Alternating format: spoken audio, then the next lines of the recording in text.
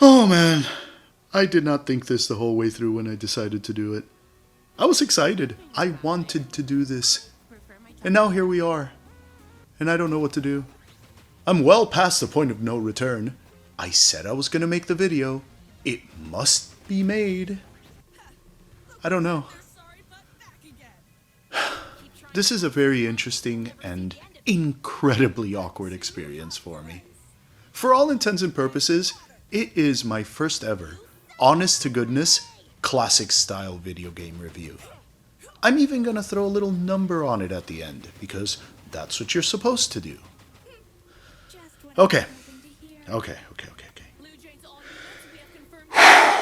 Here we go. Full disclosure. This video game was made by a friend of mine.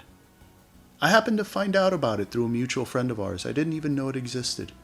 I instantly picked it up, of course. I'm going to show some love and some support. And I wanted to make a video about it. This is where everything becomes awkward. I have to be honest.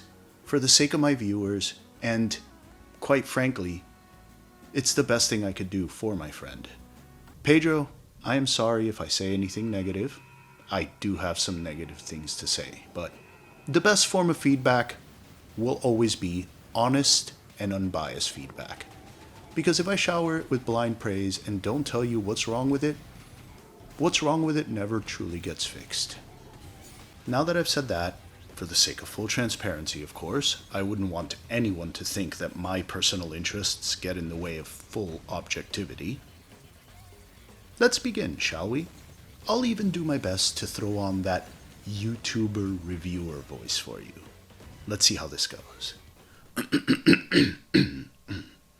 Okay. Elsie is a roguelike 2D pixel art platform shooter developed by Night Shift Games. While at times a bit rough around the edges, the core gameplay loop does provide a satisfying pick up and play, just one more run feel these games do so well, that is slightly marred by its somewhat repetitive structure, some balancing issues, and occasional bugs and glitches.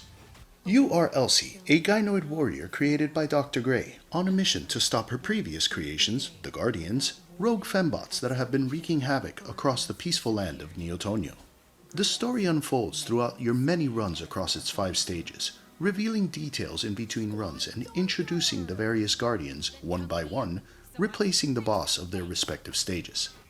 You progress through the game in short bursts, doing your typical roguelike things, collecting loot, leveling up, and unlocking power-ups from chests until you hit a dead end after a few stages or die, resetting everything and returning to the hub world, where you use the loot you collected to unlock better power-ups and new weapons sold by various NPCs you meet during your runs that you may or may not equip in subsequent runs depending on the luck of the RNG. The graphics are good, with an art style that would seem right at home on a game I would have played on my TurboGrafx 16 in my youth. Frame rates remain stable no matter how many bullets were flying on screen or how frantic the action got. Sound design is also good, and the voice actors are also good, giving the characters personality.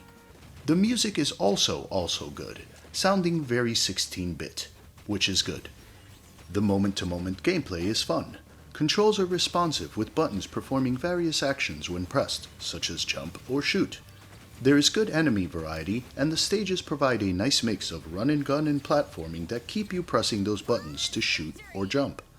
Plus, the semi-random layout of the stages and chest locations keep repeated runs from becoming not fun. I found myself wanting to have just one more go before ending my session, hoping to find another blueprint that unlocks a new weapon, or enough loot to unlock more power-ups, and this was fun. But all is not a garden of roses in the land of Neotonio. The deliberate short burst structure of the runs meant that many of my runs just died, either because I reached the dead end or because the warp to the area where the next Guardian was did not appear that run, and I'd be sent back to the hub town. This happened far more often than I would have liked. I did get to keep my loot and continue unlocking, but I would have preferred to push forward as far as I can go until I died, and this was not fun. There are also some issues with the difficulty balance if the RNG gods were particularly generous, making you so OP that some runs would become trivial, requiring no skill at all. This was also not fun. I did also encounter a few technical issues, but nothing too game-breaking. There were a few times that bosses would freeze in place, not very often, but it did happen often enough to mention. I got stuck inside a wall once, an enemy room did not trigger the prize chest, leaving me unable to advance, and one time the screen glitched out and went black. All 3 times caused me to have to reset my game, and I lost all my loot for that run. This was bad, and not good. Overall, Elsie is a fun game for some mindless old school fun on a lazy afternoon of fun, but has just enough issues to keep it from being truly great. I give it a 7.16329 out of 9.834. Don't forget to subscribe and hit that notification bell to keep updated on the latest gaming news and reviews. Oh man, that was absolutely fucking miserable. Oh shit. IGN, eat your heart out. Who knows, maybe they'll stumble upon this and somebody plagiarizes it, or maybe they want to hire me for a job. Who knows, I'll be one of their reviewers. But, cheeky jokes aside, let's get down to the real talk. Pedro, mi amigo, I love you, man. I really enjoyed this game. I did. It's got some issues, a little bit rough around the edges, like I said, but there's a lot to like there. Now, can I actually recommend it? That it comes with some qualifiers. I would say to anyone who's listening, someone who isn't your friend, that I would wait for a sale. This is, quite frankly, right in the middle of the pack. Not amongst the greats, not terrible, really fun. There's a lot to like there. The gameplay loop, at its core, is really solid. Fast twitch kept me on my toes. I absolutely loved the parry mechanic. It's just this thing triggered in my mind. I'm not even thinking and I see a bullet come my way. Bah, hit the trigger. It was incredible and felt so good when you landed it as you're just frantically running around. You really have to deal with the balancing issues. Sometimes I didn't even have to think. I just kind of moved back and forth, spamming the attack button, and all these rockets and fireflies would fly all over the place and wipe out everything in sight. And I didn't have to do anything.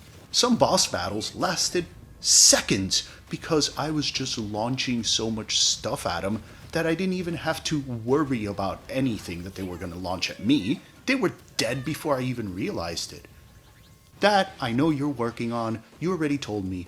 You're working on all these patches. I am going to keep playing this. This is one of those games when I don't want to sit down and start a new one or pay attention. I just pick up, have a great time for a couple of hours here and there while I'm not really thinking. I love games like this. I'm a huge fan of Rogue Legacy, and I like this more than that. A couple of other high notes. The voice acting, spot on. They are appropriately over the top and kind of corny, and it fits great as if it's a Saturday morning cartoon. A low point, I did not like the character model of the actual protagonist Elsie. I don't know what that jacket thing is, but it was an eyesore to me. That's a me thing. I'm sure someone else liked it. Not really relevant. One high note in particular was that character you added right at the end with a completely different gameplay style, that sword instead of the gun, a higher emphasis on parrying because you have to get all up close on the enemies. Perfect touch. It adds that extra replayability that so many of these games lack because everything gets stale as you do the same thing over and over and over again. I'm still playing with that character after beating it, trying to unlock all his various power-ups and whatnots. Mwah! Beautiful touch right there. One thing I would definitely change if I could, and I hope you do something about this, is the ability to extend runs much further than they currently are. You just stop abruptly out of nowhere, usually right when I'm hitting my stride, and I'm right back at the hub world having to start again. I did not like this at all. Maybe add some extra segments before you reach the end of the stage. Maybe allow the player to go through all the stages before reaching the dead end. Something, anything. Just please do something about that. Also, add some better difficulty modifiers. Overall, personally, the game was a bit too easy. Maybe I'm alone in this. There was not enough of a challenge for this kind of game. in my humble opinion. Occasionally humble. Not humble at all. Anyways, the bugs and the glitches, you made it seem as if this was going to be some sort of disaster, a buggy mess, and that was not my experience at all. You need to get on top of those frozen bosses. They are a problem. They directly affect gameplay. It needs to be shored up.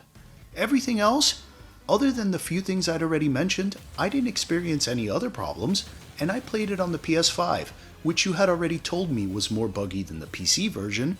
So, depending on when somebody picks this game up and which version they play, they may not experience any of this. Regardless, I stand by my assessment. Unless you are a hardcore, balls deep, super mega fan of the roguelikes, I cannot recommend this at full price. There just simply isn't enough there for your average everyday casual gamer. Either way, excellent job, fun game, had a great time with it. Keep it up. I'm looking forward to another one. Listen, we need to meet up. Maybe get a cafecito, hablar mierda un rato. It has been way too long. Hit me up.